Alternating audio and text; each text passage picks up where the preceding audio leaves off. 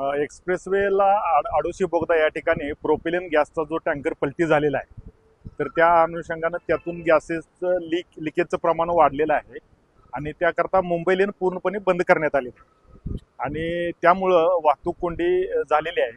तर पुणा लेनची जी बाजू आहे ते पूर्ण खालापूर टोल प्लाझा इथपर्यंत वाहतूक कोंडी गेलेली आहे.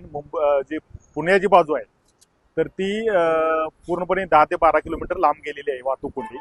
तर याकरता मी सर्वांना आवाहन करतोय की या ठिकाणी हे गॅस लिकेजचं प्रमाण कमी होऊन त्याचं पूर्ण समस्या म्हणजे पूर्ण दुरुस्त होण्यापर्यंत आपल्याला वाहतूक कोंडीचा सामना करावा लागणार आहे.